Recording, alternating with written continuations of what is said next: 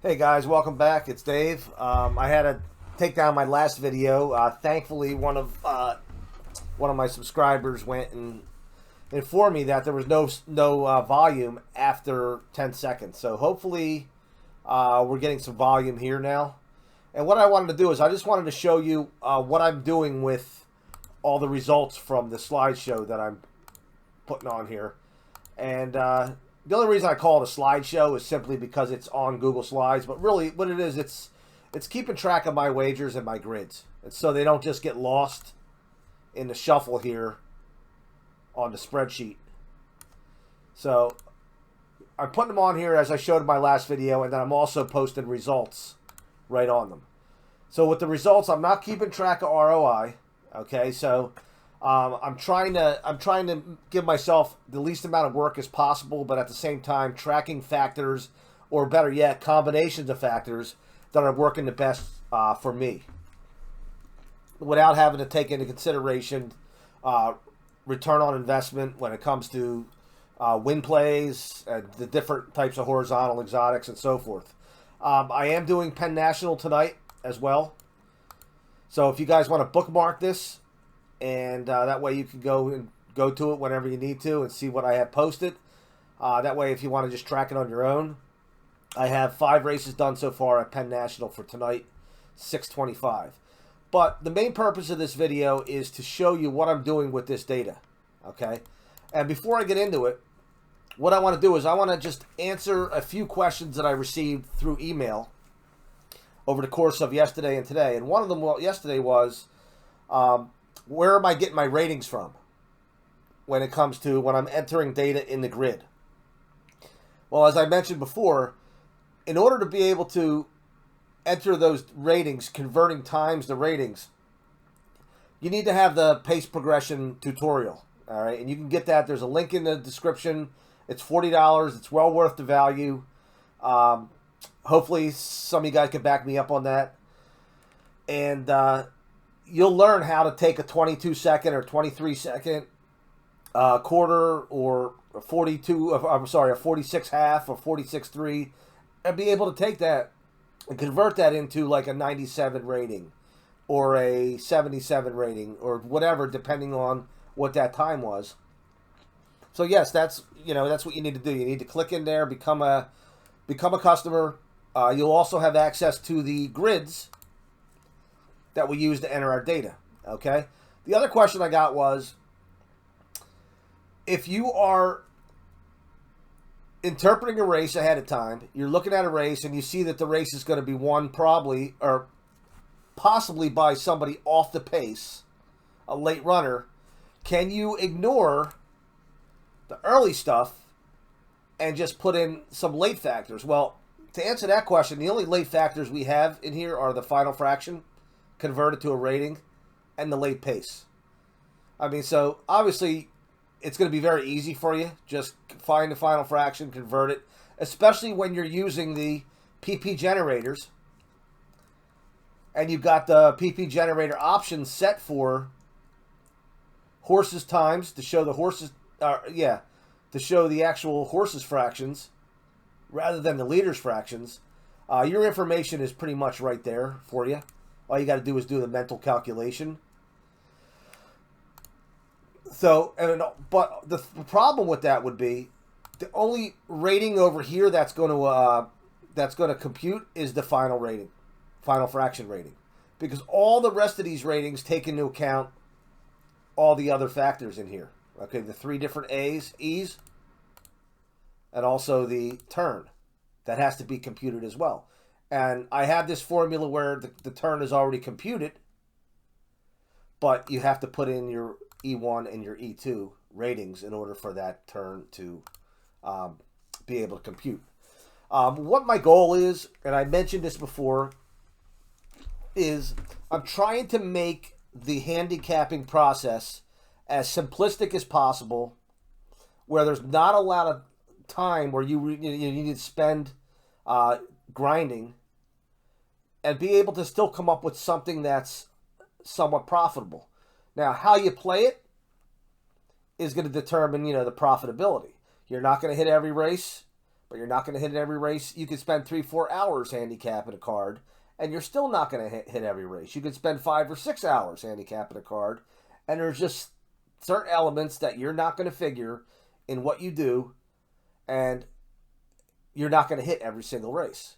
Now, what I found best would be to, before I go into my statistics here, what I found best is when I have the horse or horses that I like.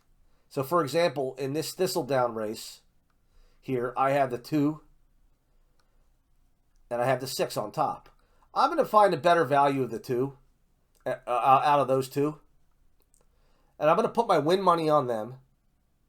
And what I'll do is I'll take the other one. Or I'm sorry, I'll take the same one I bet. So let's say I decide that the 6 horse is at 6-1. I'm going to put my win money on that. I'll put the win on the 6, and I'll also put the 6 underneath in the exacta with other horses that are figured for me. So the 2, 5, 8, 9 over the 6. That way, if the 6 comes in second, I have a good shot at hitting the exacta. If the 6 wins the race, if the 6 wins the race, at least I got the win money on them. And then if you want to go further from there and do a reverse box or a key box, you can do it that way. But you're gonna spend more money on that as well. So let's take a look at what I'm doing. All I'm doing is I'm taking the races that I've hit, and when I say hit, I'm talking about any horse right now that I'm using as either my A or my B. Okay, so some races I have 1 in the A column, 1 in the B column. Some horses I'll have 2 up here, 1 here, as I do in this race here, Penn National 5 tonight. Sometimes I only have 1 up here and 2 down here. But I'm taking any horses that are in the A or the B. I'm not considering the third for my results. And I'm tracking where these horses stood in each of these factors. Okay, so this particular race here, he was second in EA, second in EB, second in EC. Anything that was outside of 4, I just gave a 5. Okay, so I didn't track whether he was the 5th, the 6th, the 7th, or the 8th, best or lowest. Anything after top 4, got a 5. Okay, so as you can see, this horse here finished second in these 3 columns, and then he also finished second in the early, late, combined, and then the overall when you average them all out. Now, here's something interesting. This here was a given, okay? First of all, the lower the value over here, this is the overall average from each column. Okay, so I have each column averaged out over here. And the winners have the top overall, okay? So this is telling me something that when you're averaging out all of these, well, I should say all of these here, the winners are showing up, the lower the better, okay? Because the top in a column is getting a 1, third in a column is getting a 3. So the lower the better, okay, is the overall. But now you have to ask yourself, okay, the overall is a compilation of all of these columns. Same thing with the early late. The early late is a compilation of the EC and the turn fraction combined. Okay, so that's where you're getting this early late combination, early part of the race, late part. The overall is actually taking into consideration all 3 earlies because they're all computed differently, and also the final is being taken into account over here as well. So what I've been finding is if a horse is, and let me show you a real world example here, and it doesn't mean the horse won there. I'll show you a race that hasn't even gone off yet. Penn National tonight. Well, actually, I'll just use Thistledown. If a horse is either shown well in these categories here, and in these categories here, he's been a play, or if he's not showing over here in the later part of the race, but yet he's showing up here and here, he's also been a play as well. And I'll give you a better picture of what we're looking at. When you're analyzing your races, if you see horses that are figuring here and figuring in the top, maybe 1, 2, or, first and second, first and third, first and first, whatever, here, they've been doing well, or the late columns and these columns. And I'm going to put a link for this spreadsheet. That way you can see exactly what I mean. Okay. And then if anything's showing up over here, maybe it's a green over here and a yellow. That's even a bonus. Okay. That means he's putting himself in a good position early. And he also has the late working for him as well, putting him maybe like, in tops in this category. So if you see a horse that looks similar to something like that, that should be a play for you. At least, if it's the odds aren't there for a win bet, then don't put a win bet in it. But that horse should be included in your pick selection when you're putting your top, your top candidates here, your first and second place. So as you can see here, I got the 6 horse as my top play and Thistledown second. And because he has the top final and top turn and final, putting me as the top 2 early late.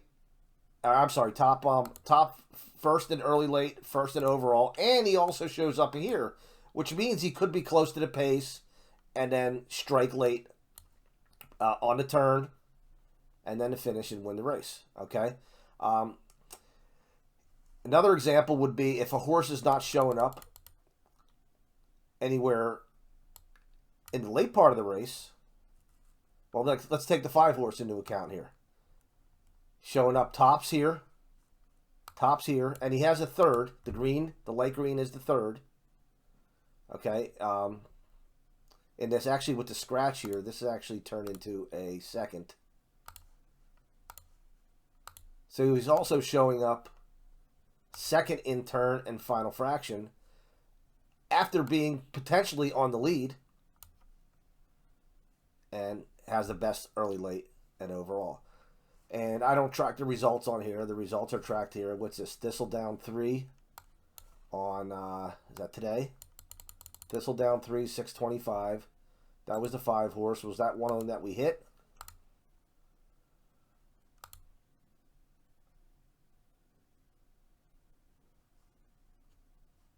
Was that the right horse? Yeah. Okay, no, the 3 horse won that race. If we look at that 3 horse, what was Thistledown 3, right? Okay, that 3 horse showed well early, and he also showed well late, but he was second in the categories.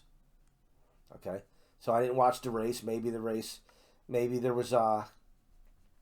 this 3 looks like, based on this picture here, this 3 might have sat right behind the 5, and despite not showing up here, his late numbers were good enough or close enough to these where he was still able to finish second in early, late, and overall. But let's spend the rest of this time looking at this right here. Now, one of the main reasons why, give me a second here. Okay, sorry. While I was away, I checked a result here on Penn National 2. And we look at the slideshow real fast. You can see the 1 horse in race number 2. Now, the 1 horse, as you're about to see, the 1 horse is morning line 10-1. So I did put a win play on this horse for that reason. But if you can see, he's top early in all 3 categories. Oop. And he's not the tops in final fraction, but he is second in turn. So this